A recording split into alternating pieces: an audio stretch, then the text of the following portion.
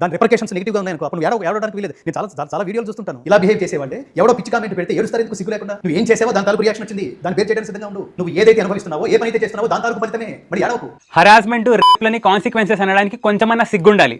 Pardon my language, కొంచెమన్నా సిగ్గుండాలి. ఊర్లో ఉన్న చిల్లరగాళ్ళు తక్కువైనట్టు ఇలాంటి వాళ్ళ కోసం కూడా రెస్పాన్స్ వీడియో చేయాల్సి వస్తుంది. నా శరీరం నా ఇష్టం అనేది వేశ్య. ప్రాస్టిట్యూట్స్ కి చాయిస్ అడిగే అమ్మాయిలకి తేడా తెలియని వాళ్ళు, బుద్ధి తక్కువ వెదవలు. నువ్వు ఇట్లా చిల్లర్గా ఇంటర్వ్యూస్ లో అమ్మాయిలను ప్రాస్టిట్యూట్స్ అంటున్నావు కాబట్టి యావరేజ్ చిల్లర్గాడు కమెంట్స్ లో అమ్మాయిలని ఎల్వర్డ్ అంటున్నాడు.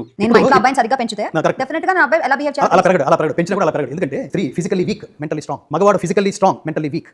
Uncle, speak for your self.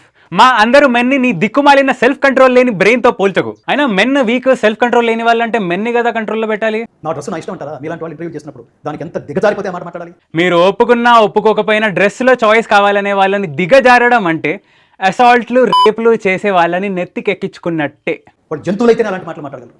ఎవరికైతే బేసిక్ సెల్ఫ్ కంట్రోల్ ఉండదో వాడినే జంతువు అంటారు. సో ఈయనని ఏమంటారో మీరే డిసైడ్ చేయండి. నా శరీరం నా ఇష్టం, నీ ఇష్టం కాదు. ఇందాక మనం చెప్పాం, ఏది నీ ఇష్టం కాదు.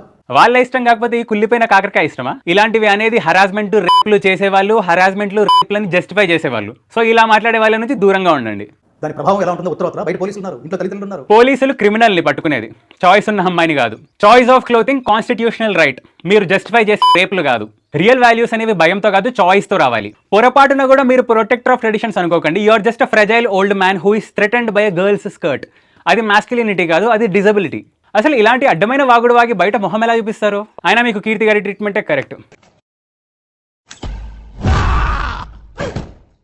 ఇలానే నేను మిసాజినీని డిస్మాంటిల్ చేయడానికి నన్ను ఫాలో అవ్వండి. నన్ను సపోర్ట్ చేయడానికి నా ప్రొఫైల్లోకి వెళ్ళి సబ్స్క్రిప్షన్ తీసుకోండి, లేదా హైలైట్స్లోకి వెళ్ళి డొనేట్ చేయండి.